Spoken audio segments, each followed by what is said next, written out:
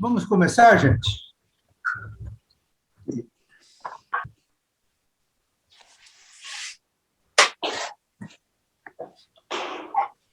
Vamos fazer uma oração antes de iniciar?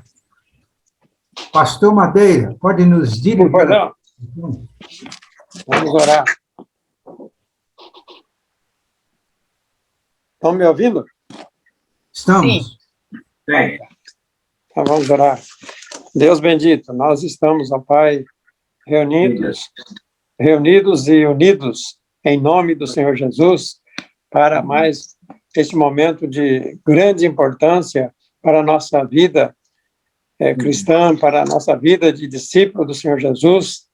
Queremos estar, ó Deus, sempre aprendendo e procurando conhecer tudo aquilo que o Senhor tem para cada um de nós, como líderes de células, como supervisores. Esteja abençoando, Pai, esse momento. Abra as nossas mentes, Senhor, para entender, para visualizar a Tua vontade para cada um de nós. Nós oramos e agradecemos em nome do Senhor Jesus. Amém. Amém. Amém. Antes de iniciarmos a aula, eu gostaria de dizer para vocês que a Suzane passou a informação de que hoje era o prazo para entregue daqueles testes, né? Mas, conversando com ela, nós resolvemos prorrogar até segunda-feira. Então, os irmãos que tiveram dificuldade para fazer, pode aproveitar a tarde de domingo nós temos culto de manhã, sábado, até segunda-feira para fazer o teste. Por que é importante? Eu incentivo a todos que façam. Porque, para fazer o teste, vocês têm que fazer uma revisão das 5 aulas que já foram dadas. E, ao fazer esta revisão, é uma fixação de aprendizagem. Esse é o nosso objetivo maior. Claro que nós vamos dar nota. Eu já passei o gabarito para a Suzana, ela vai me ajudar. Mas a preocupação maior não é essa. Não é nota, não é aprovar, reprovar, é um estímulo a mais para que os irmãos revejam as aulas que já foram dadas, vejam a apostila e, com isso, vamos fixando a aprendizagem. Outra coisa, nós estamos fazendo uma série de mensagens sobre evangelização orientada para as necessidades. Nós vamos ter 3 pregações neste tema. E, então, nós vamos incluir estas mensagens como tarefa. Os irmãos que já participam do culto, já participaram, se quiserem fazer anotações, mas fica depois disponível a pregação no canal do YouTube da igreja, os irmãos podem acessar quando quiserem. Também as pastorais. As 3 pastorais serão também neste tema. E, então, é material que os irmãos podem acessar para o aprendizado nosso. Fixar, muita coisa a gente já sabe, mas a gente vai fixando, isso é importante para nós. Então, a resposta aos testes fica prorrogada até segunda-feira, e os irmãos têm como tarefa as 3 mensagens sobre evangelização orientada para as necessidades. Então, vamos à aula de hoje. Juninho, agora no share, no compartilhar. Isso mesmo, Rev. Entrou?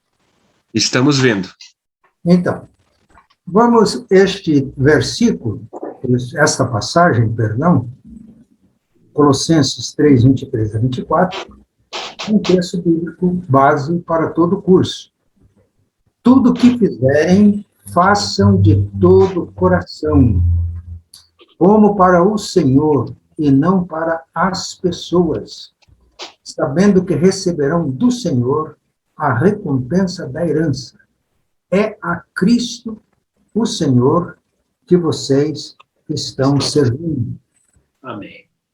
Amém.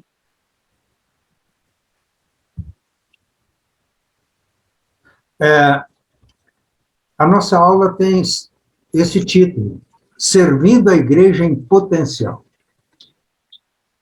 Olhem para a figura que está à esquerda, está à minha esquerda, à esquerda de vocês também, né?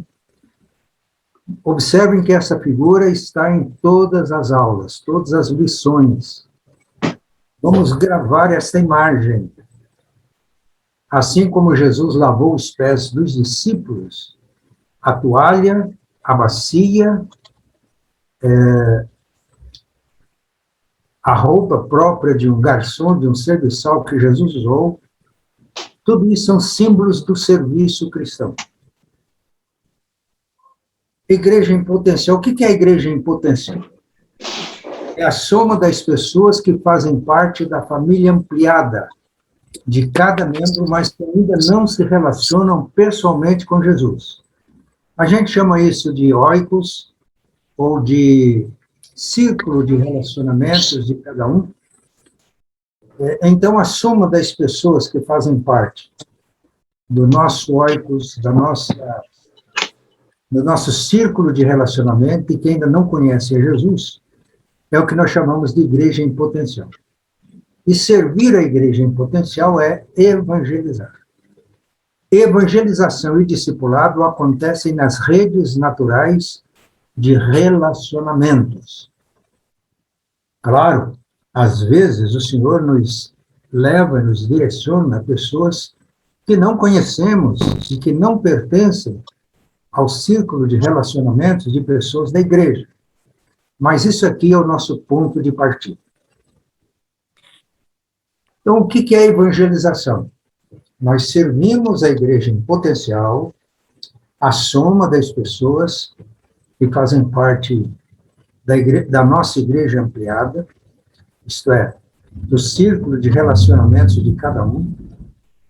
E a evangelização para nós é estilo de vida. Eu vou chamar a atenção ao seguinte: eu não gosto de usar a palavra evangelismo. Evangelismo da ideia de um sistema, como socialismo, como... e por aí vai, né? Evangelização da ideia de ação, de evento, de acontecimento. Então, para nós, evangelização é estilo de vida. Acontece no dia a dia. Está relacionada à vida em comunidade. Relacionamentos em vez de programas. Muitas vezes, a evangelização se reduz a programas de evangelização, a projetos de evangelização. Mas, quando a gente lê a Bíblia, a evangelização, ela acontece nos nossos relacionamentos. Está relacionado à nossa vida em comunidade. A gente não evangeliza sozinho. Nós evangelizamos na comunhão do corpo de Cristo, para integrar as pessoas que se convertem no corpo. Servindo a igreja em potencial. A igreja de Cristo é comunidade de discípulos que faz discípulos de Jesus. É a comunidade que faz discípulos de Jesus. Pesquisas mostram que 10% de uma igreja saudável é constituída de evangelistas, isto é, tem o dom de evangelistas.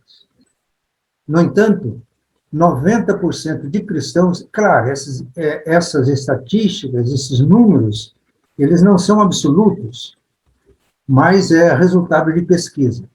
90% de cristãos que exercem ministérios de acordo com os seus dons. Então, quando nós funcionamos assim como igreja, naturalmente nós evangelizamos. Se falta isso, aí nós vamos ter esforço em programas, com especialistas, mas nós não avançamos na evangelização, ficamos longe daqueles princípios de orientação do Novo Testamento. Agora, algumas perguntas para reflexão. Quem evangeliza? Às vezes, nós pensamos que são apenas os profissionais, isto é, pastores, missionários. Eu estou falando aqui de missionários, eu vou usar a palavra profissional por não achar um outro termo melhor. Vocacionados, mas se dedicam a isso. E ou cristãos comuns. Bem, se nós levamos a sério o resultado daquela pesquisa, e precisamos de levar porque ela é feita de uma maneira muito séria, então, a maioria de quem testemunha de Jesus e contribui para a evangelização, 90% são de cristãos que não têm o dom de evangelista. Eles evangelizam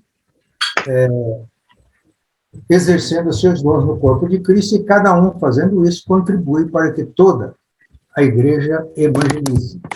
Nós fizemos uma pesquisa no nosso último encontro, no acampamento Paraíso, e a pergunta foi esta: quem levou você a Cristo? E nós demos algumas opções. Foi através de uma pregação de um pastor, foi através de uma campanha de evangelização, foi através de um programa de televisão, da distribuição de folhetos, e fomos elencando as atividades mais comuns de evangelização. E quem estava lá se lembra de que 93% das pessoas presentes foram evangelizadas por parentes, amigos, companheiros de trabalho, etc. Então, isso mostra que a nossa ênfase na evangelização vai por aí. Não é que outros meios não possam ser usados, mas se é isso que funciona, e se a gente examina a Bíblia, é assim mesmo, então o nosso foco intencional será aqui. Outra coisa, esse teste a gente não fez lá. Quando a nossa conversão, a gente ouviu uma vez o Evangelho e se converteu, ou nós ouvimos muitas vezes, e se tinha muitas pessoas envolvidas no processo. Eu não vou ter tempo de fazer esse teste agora com vocês, mas eu tenho feito sempre.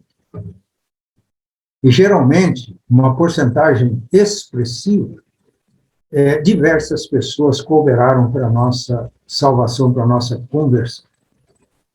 E nós ouvimos o Evangelho muitas vezes.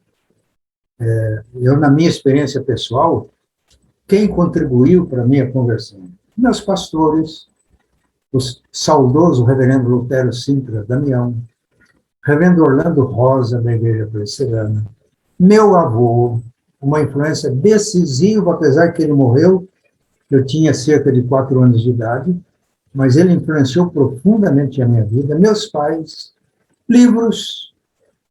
Eu fiz a minha decisão pessoal com 16 anos de idade, mas muitas pessoas participaram, e a minha conversão, com a da maioria das pessoas, quando a gente faz a pesquisa, foi num processo. Então, nós devemos levar em conta isso, quando nós estamos planejando a evangelização, seja pessoal, seja através dos grupos pequenos, ou até mesmo quando a gente faz eventos. Eventos ou pessoas.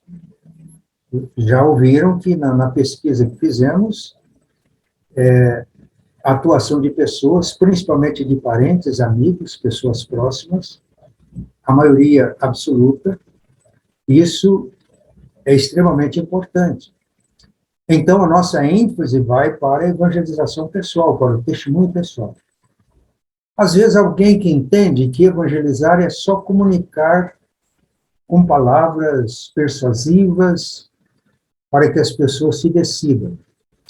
Mas a experiência mostra que não são só palavras, mas palavras e amor.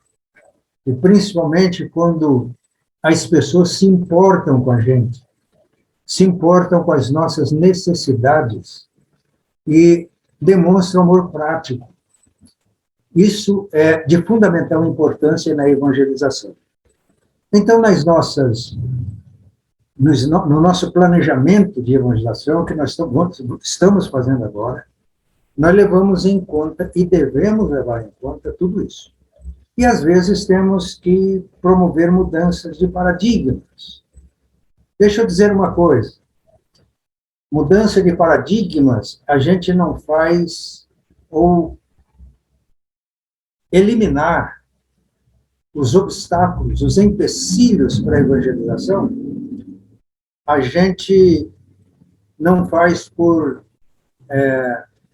manipulação, mas as pessoas, elas mudam de paradigma, crentes mudam das nossas igrejas, acostumados com certo conceito de evangelização, que na pesquisa que fazemos entre nós mesmos, não são as que mais funcionam, mas evangelização, às vezes, é tida como aquelas atividades de evangelização promovidas pela igreja. Então, a gente eliminar esses empecilhos para que a evangelização seja um estilo de vida, aconteça no dia a dia, a gente não faz por manipulação, mas por consciência. Toda mudança é por consciência. Nós temos empecilhos psicológicos, emocionais, e temos empecilhos de paradigmas.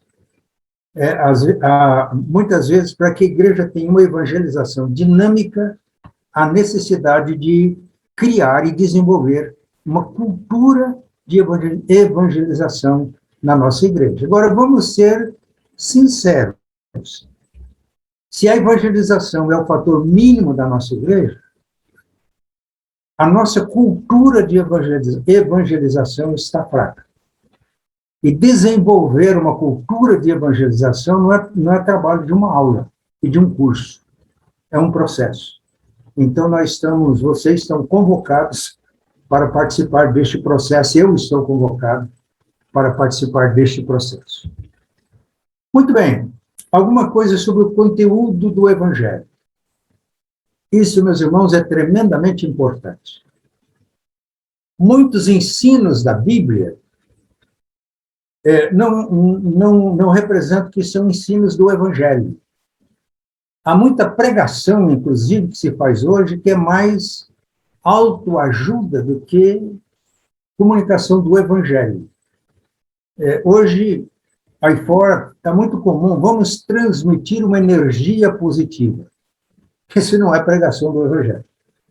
A pregação do Evangelho consiste em anunciar o Evangelho completo, anunciar a cruz, e que as pessoas precisam de ter experiência da cruz, não só um conhecimento teórico, isto é, de reconhecer que Jesus morreu pelos seus pecados, e isso necessariamente leva ao arrependimento de pecados, aceitação do perdão que vem pela cruz, reconciliação com o Pai, consequentemente, integração na família de Deus. Quando cremos em Jesus, recebemos o dom do Espírito Santo. Morremos para o pecado, ressurgimos para uma vida nova, e esta vida nova é nossa em Cristo, pela presença do Espírito Santo. Se não for assim, não é evangelho. A gente tem muito ensino bíblico que não é evangelho.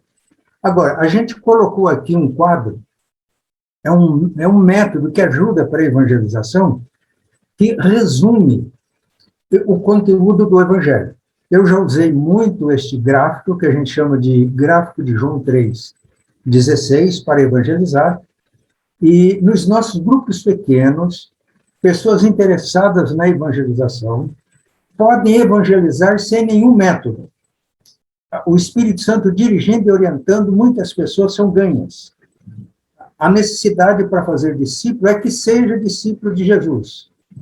Mas esses métodos, estas formas nos ajudam. Eu gosto desse gráfico João 3,16, porque ele apresenta um resumo do conteúdo do Evangelho, que está aí. Deus criou o homem para a vida plena, vida eterna.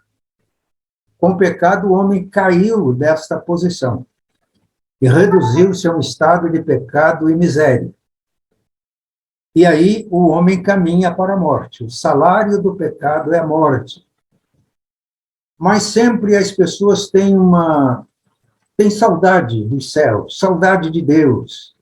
Sente a necessidade de reconciliar-se com Deus, de preencher um vazio. Então, muitas tentativas são feitas nesse sentido, de o homem relacionar-se com Deus. Ir à igreja. Meus irmãos, ir à igreja não é em si mesma eficaz para que a pessoa se reconcilie com o Pai. Fazer boas obras. Parece que vocês podem me dizer, não é necessário falar isso, a gente já sabe que não é salvo pelas boas obras. Mas, nessas mensagens que eu mando de manhã para pessoas, uma pessoa que eu sei que é crente, eu sei que ela se arrependeu, está em Cristo, mas ela me deu um retorno dizendo que aquela mensagem fez com que ela tomasse uma consciência firme da graça de Deus. E é muito comum as pessoas ensinarem que a prática de religião nos reconcilia com o Pai. A gente ouve muitas pessoas dizendo que todas as religiões conduzem a Deus. Não é verdade. A religião que afasta as pessoas de Deus. Então, essas são tentativas humanas. Agora, qual que é o plano de Deus?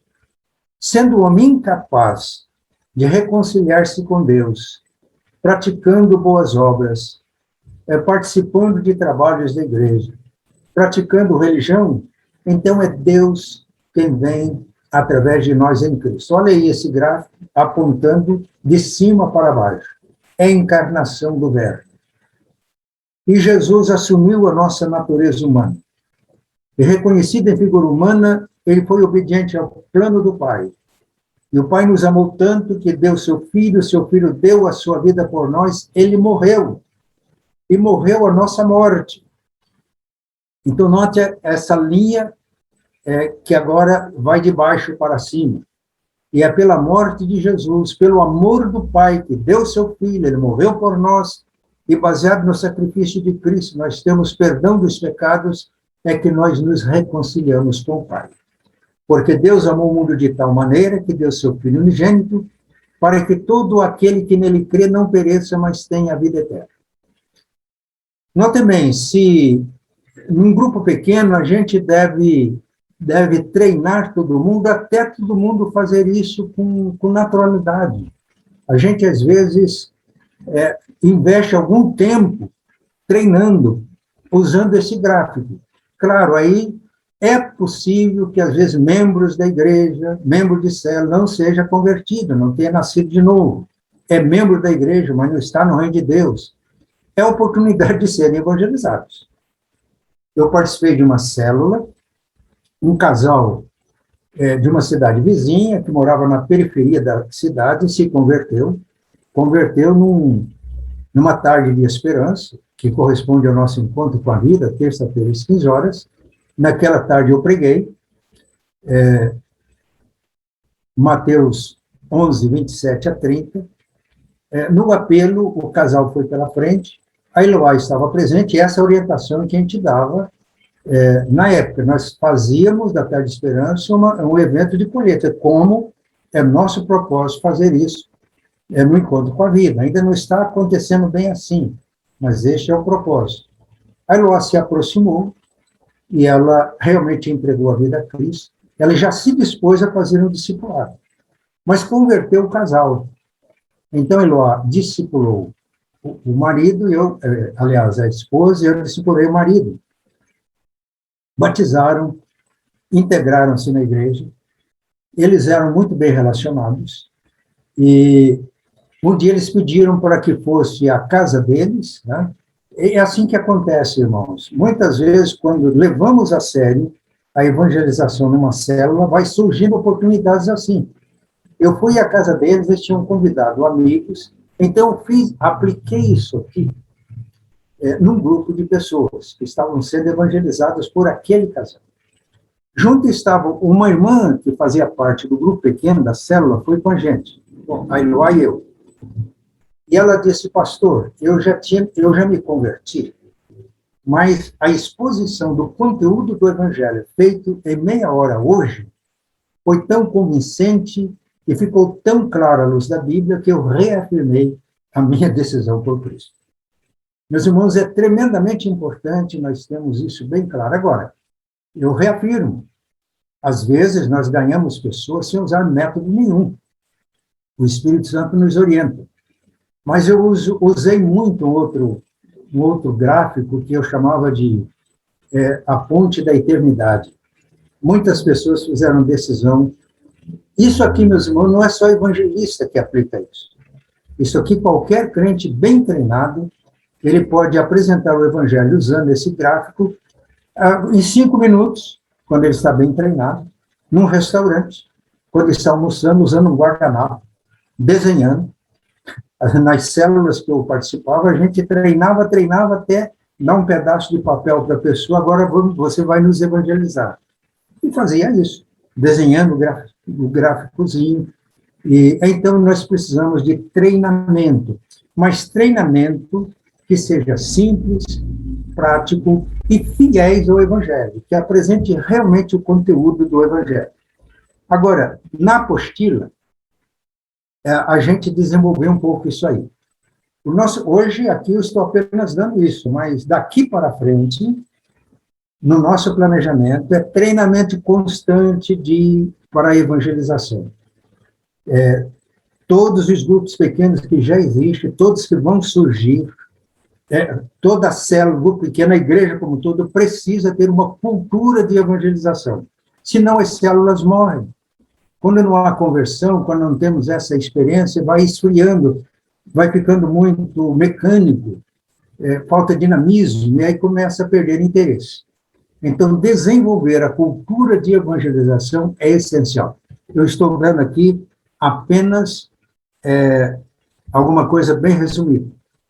O preparo para a evangelização.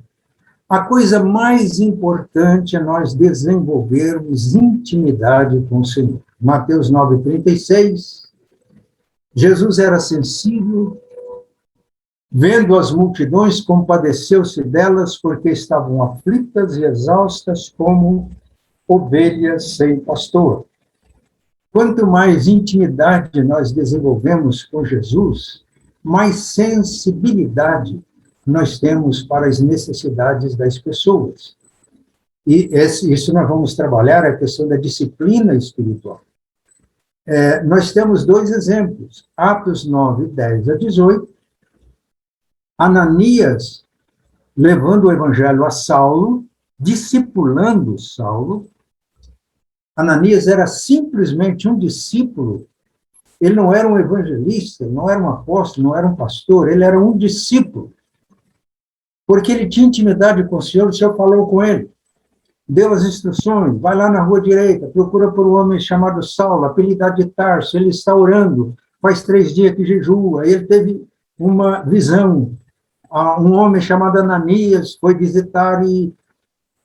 Bem, Ananias teve uma reação contrária, esse homem persegue os crentes, mas Jesus disse, vai, ele é vaso escolhido, e Ananias foi, e a gente sabe o resultado. Meus irmãos, o melhor preparo é cultivar a nossa intimidade com Deus no nosso dia a dia. Eu estou enviando mensagens bíblicas, orações curtas, o objetivo é criar essa cultura de espiritualidade. Sem isso, a evangelização fica mecânica. E quando fica mecânica, não há resultado. E é isso, a gente vai perdendo o interesse. Então, nós temos também o exemplo de Pedro. Pedro era um apóstolo. Ele não entendia que o evangelho era para os gentios, mas ele teve aquela visão e Jesus o mandou ir à casa de Cornélio. E ele foi. Cornélio já tinha reunido os amigos, parentes íntimos, começou um grupo pequeno, uma célula na casa de Cornélio, converteu de uma vez Cornélio, os seus parentes e amigos íntimos. Isto é, a igreja ampliada de Cornélio se converteu com a presença e a pregação de Paulo. Meus irmãos, isso pode acontecer hoje. Claro que pode acontecer hoje. E é por isso que nós estamos refletindo e estudando. Outra coisa importante no preparo é que a evangelização é um testemunho comunitário. Isto é, podemos ter evangelistas na igreja, mas a evangelização torna-se eficaz quando toda a igreja está envolvida no processo. A evangelização é eficaz na célula quando todos estão envolvidos neste processo. Quando todos, por exemplo, estão exercendo dons espirituais. Veja esse texto, eu acho que eu já citei para você, já vimos, 1 Coríntios 14, 23 a 25. Paulo está falando dos dons espirituais. Na igreja de Corinto, eles estavam dando ênfase muito grande a dons de línguas e profecia, mais do que aos outros dons. Os dons espirituais são de uma riqueza extraordinária, e todos eles devem ser exercidos, mas dando, no capítulo 14, focalizando o dom de línguas e o dom de profecias, Paulo vai dizer de uma maneira muito clara, 1 Coríntios 14, 2, que quem fala em línguas fala a Deus, porque no Espírito ele fala mistérios. E não deve falar em público, a não ser que haja intérprete. E quando há interpretação, tem que interpretar o que realmente está sendo dito a Deus. Foi o que aconteceu em Atos capítulo 2. Todos ficaram cheios do Espírito Santo e passaram a falar em línguas como o Espírito concedia. Mas os apóstolos não pregaram nem profetizaram em línguas. Está claro no capítulo 2 que as pessoas ficaram admiradas porque os ouviam em suas próprias línguas falarem das grandezas de Deus. Aqueles 120 que ficaram cheios do Espírito Santo falaram em línguas, mas eles estavam falando a Deus e glorificando a Deus, falando das grandezas de Deus, adorando. A comunicação de línguas era uma comunicação deles com Deus, não na língua deles, que os que estavam falando entendiam, e os outros entenderam em suas próprias línguas. Agora, disse Paulo, a profecia é para a edificação das pessoas. Então, numa reunião pública, num encontro de célula, de igreja, Paulo diz, ele não proíbe falar línguas, o dom é importante, principalmente no desenvolvimento da espiritualidade pessoal, quando as pessoas oram, às vezes, nós não temos recursos mentais para expressar em palavras, na nossa língua, tudo que o Espírito quer que a gente se comunique com Deus, louve a Deus, adore a Deus, o mesmo Espírito nos capacita para isso. O dom de língua é muito importante na edificação individual. Agora, no grupo é a profecia. Então, o que é que diz esse texto?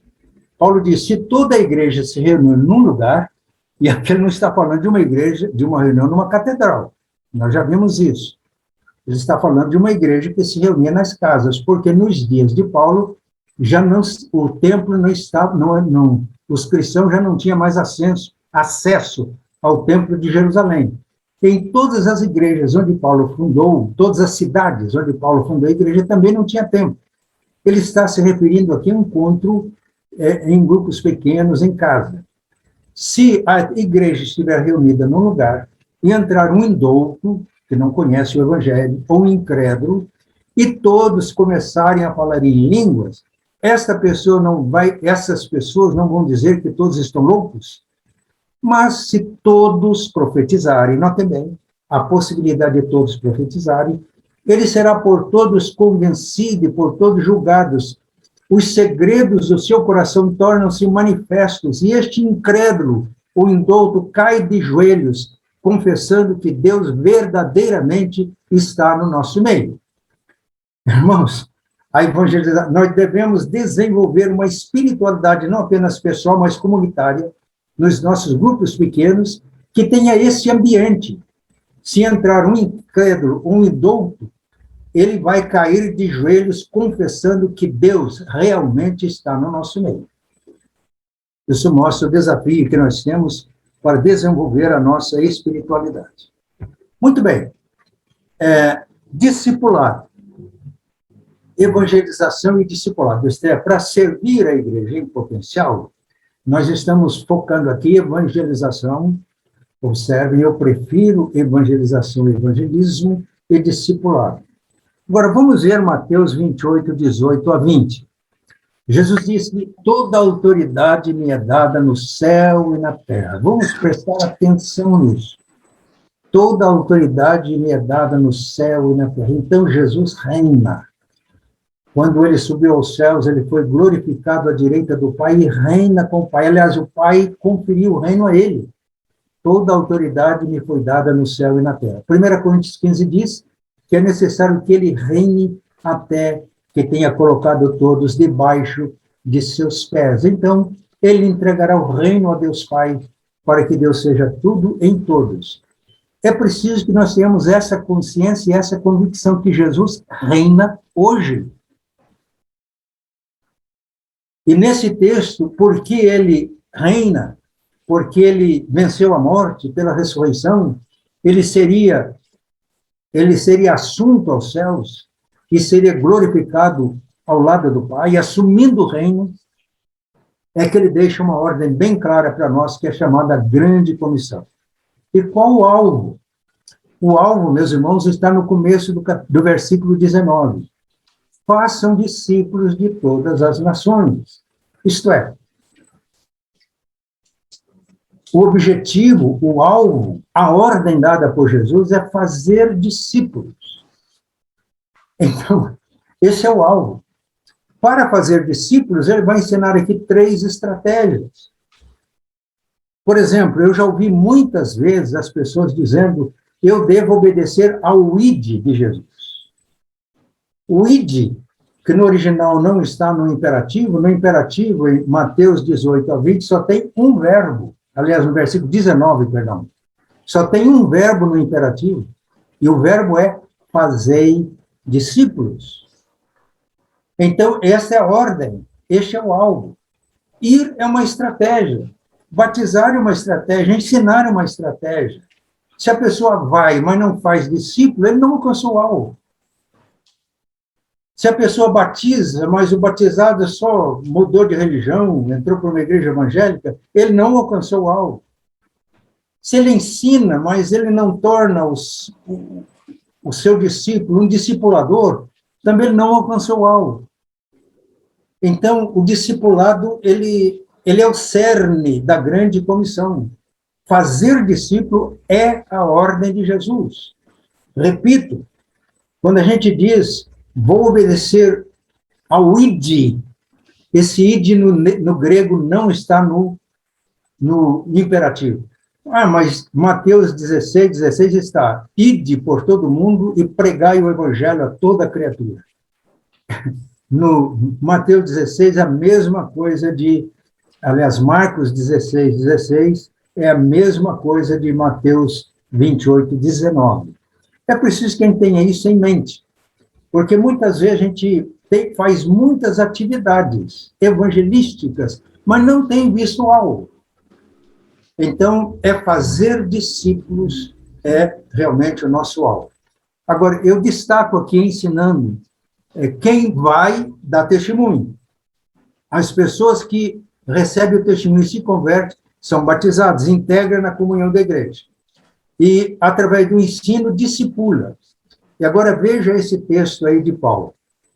O que através de mim, a primeira geração discipulador, ouviste, Timóteo, segunda, através de muitas testemunhas, isto ensina homens fiéis, terceira geração, idôneos para ensinar outro, 4 gerações. Isso é discipulado.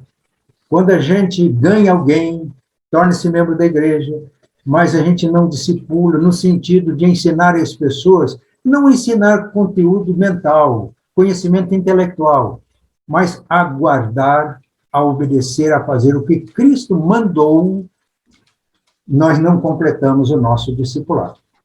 Outra coisa no discipulado importante na Bíblia é que aqui não são só palavras, mas nós temos sinais, prodígios e maravilhas. Esse texto de Paulo é rico.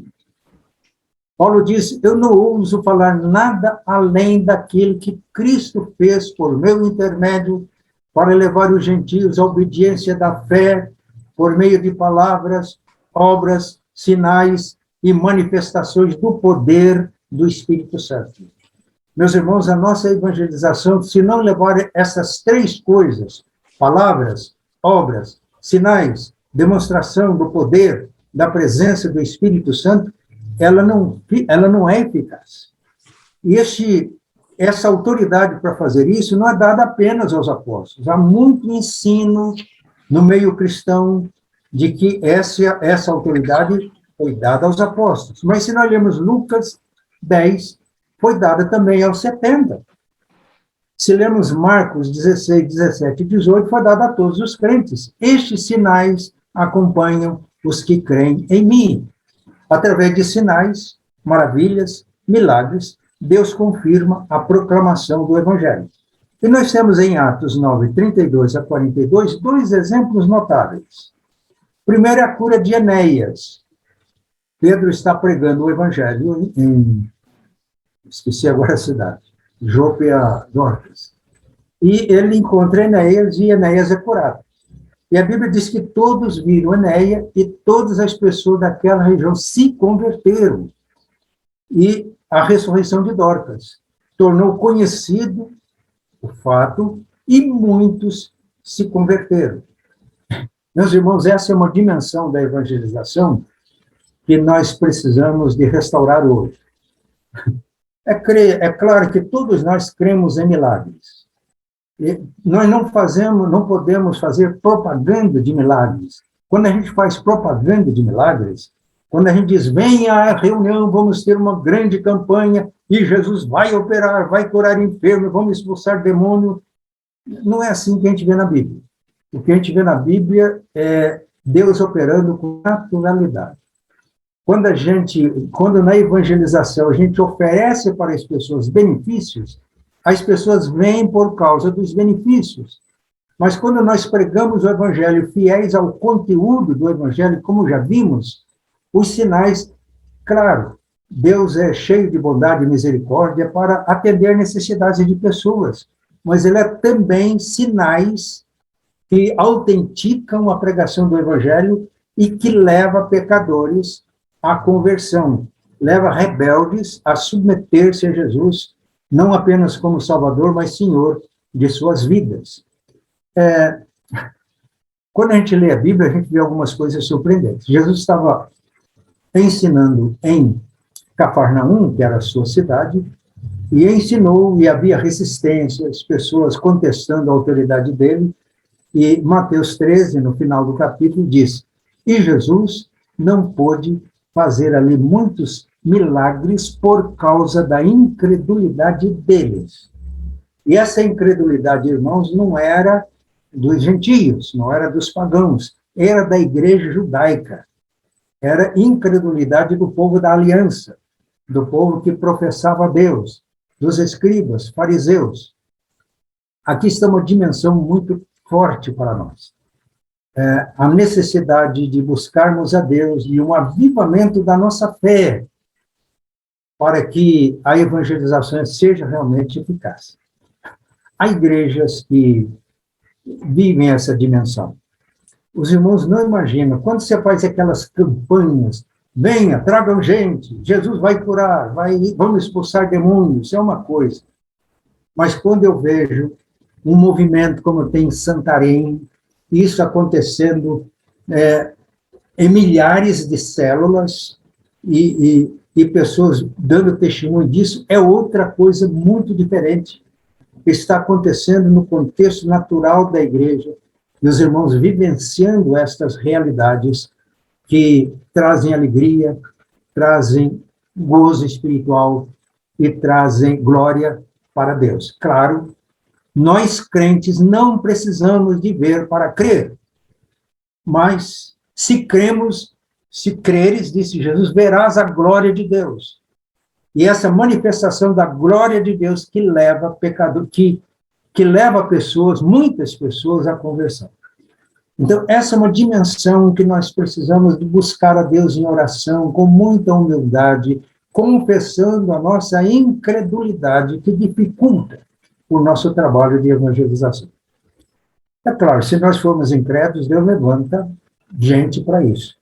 Mas, meus irmãos, este é o nosso privilégio. Há três coisas importantes aqui. Primeiro, a incredulidade é terrível. E a incredulidade do povo de Deus é pior ainda. Também é muito ruim a credulidade, quando a gente crê em qualquer coisa. Mas o grande desafio para nós é sermos crentes.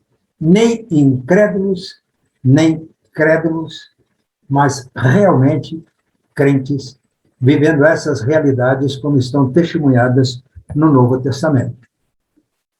A multiplicação. Na apostila, no texto que nós passamos para os irmãos, eu espero que muitos tenham feito a leitura prévia, nós desenvolvemos isso com mais detalhes. Aqui eu vou apenas enfatizar isso, porque o nosso tempo já está esgotando. A multiplicação de discípulos e de líderes resulta na multiplicação de células de grupos pequenos. Eu vou reafirmar o nosso conceito de igreja. Igreja é comunidade de discípulos que faz discípulos de Cristo, de comunidade que faz discípulos. E quando a multiplicação de discípulos, há também, e multiplicação de líderes, existe a multiplicação de células. Por isso, no nosso planejamento de evangelização, treinamento é uma palavra-chave, constante, permanente. E a multiplicação leva a um crescimento exponencial. No encontro que nós tivemos, no último encontro lá no Acampamento Paraíso, o presbítero o presbítero Arthur, expôs para nós o princípio da multiplicação. Não vamos falar isso agora, não temos tempo, mas fica aí uma indicação. Nós precisamos de conhecer muito bem esse princípio e como ele funciona no livro de Atos. Ora, se funciona no livro de Atos, a igreja, nas suas origens, se nós restaurarmos valores, princípios da igreja neotestamentária, funciona agora sim. E quando a multiplicação, então nós temos um crescimento exponencial. Multiplicação versus adição. Esse princípio nós vamos continuar trabalhando. O presbítero Arthur está com o desafio de dominar esse princípio e ir nos ensinando. E o presbítero Eduardo, o princípio da transformação de energia. No próximo encontro do dia 23, nós vamos expor outros princípios que são fundamentais, principalmente para a evangelização. Muito bem, a aula de hoje foi esta, e se alguém tem alguma pergunta, nós temos um tempinho. Eu planejo essa aula para 1h, 45 minutos de aula, eu passei um pouco minutos de aula e algum tempo para fazer perguntas. Se alguém tem perguntas, pode fazer. Ou se quiser também, pode mandar lá para a Suzane, ela repassa para mim, e eu procuro dar a resposta também para os irmãos se tiverem alguma pergunta a fazer. Eu expus muito conteúdo numa aula. Muito que eu disse aqui, eu estou formando aqui uma agenda, meus irmãos. Uma agenda de trabalho. Eu acho, pastor, que a gente pode ler com calma, né, e formular alguma pergunta, que tem alguma dúvida, após aprofundar um pouco mais, ler um pouco mais com calma, né? Uhum. E orar. Porque a gente precisa da iluminação do Espírito Santo. Eu disse coisas aqui, sérias e fundamentais, irmãos. Isso pode revolucionar. Mas alguém... Essa intervenção foi da irmã Marília? Eu posso fazer uma pergunta, Sim. Um comentário? Eu li a apostila hoje à tarde e fiquei entusiasmado, gostei muito da apostila. A apostila ela é muito esclarecedora, inclusive eu acho que ela tem um nível de compreensão tão interessante nesse capítulo, que ela pode ser apresentada pelos líderes aos membros de células, e eles vão entender aquilo que está escrito lá. Até porque existem alguns membros de células que são incrédulos quanto ao trabalho que está sendo feito de evangelização em nossa igreja. Eles têm suas dúvidas, não é? Porque eles não sabem o que está acontecendo. Eu fiz alguns comentários na nossa reunião de célula de ontem e também o Jublin fez. O Jublin até com mais conhecimento porque ele estava participando do planejamento. Então, esse é um ponto que é interessante. Eu acho que esse é um material que pode ser colocado para os membros de célula e eles vão entender o que está escrito lá. Eu acho que é muito interessante, muito, muito interessante e vai, inclusive, estimular essas pessoas. Irmãos, esse é o princípio, multiplicação é isso, nós vamos multiplicar isso aqui, né? E as células é importante porque é uma rede de comunicação. O objetivo é treinar líderes para multiplicar isso. E treinamento. Nós precisamos disso. E irmão, esse foi uma aula de evangelização discipulada. Agora, nós vamos desdobrando isso, né? Mais alguma contribuição? Nós temos ainda uns minutos. Está pedindo, Everton?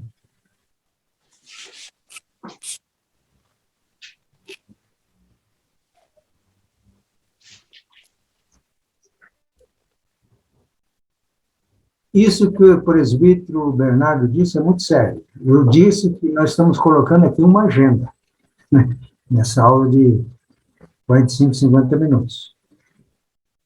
Nós temos um trabalho todo pela frente.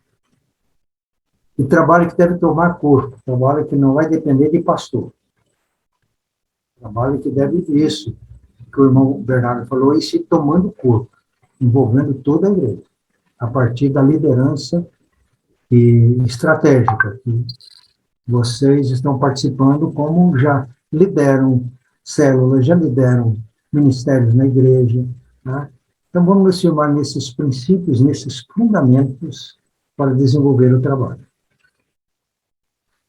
Se não é mais, vamos encerrar. Juninho, vamos fazer chamada? Vamos sim, Rev. Então, antes da chamada, nós vamos orar, encerrando, e peço que todos fiquem até a chamada. Terminada a chamada, se quiserem sair, estão livres, mas não deixem de responder à chamada. Eu tenho aqui uma lista de todos que participam, né, do curso. Eu pedi para a Suzana, inclusive, ela me mostra aqui, todos estão participando de todas as aulas, aqueles que têm faltado. Nós vamos fazer um esforço de quem faltou em aulas, ouvir as aulas, ler a apostila. Nós precisamos, meus irmãos, de mobilizar pessoas para esse trabalho que é um trabalho de Deus. Ela estava mandando tudo para o 41. E nós estamos servindo a Deus, né? Eu não contei aqui, mas nós temos... Ok. Então, vamos orar. O Juninho faz a chamada, e quem responder quiser sair, fique à vontade. Pai Santo e bom, muito obrigado por esse encontro. Nós pedimos que o Espírito Santo continue operando em nossas mentes e em nossas consciências. Pedimos que ele opere com poder, ó Pai, para que isso desperte fome e sede da palavra, de conhecer os princípios teus, de conhecer o Evangelho, o poder que tem o Evangelho, e o grande privilégio que tu nos dás, e a grande responsabilidade de sermos servos teus. Toma-nos em teus braços, orienta e dirige os nossos passos. Nós oramos agradecidos em nome e por amor de Cristo. Amém. Amém.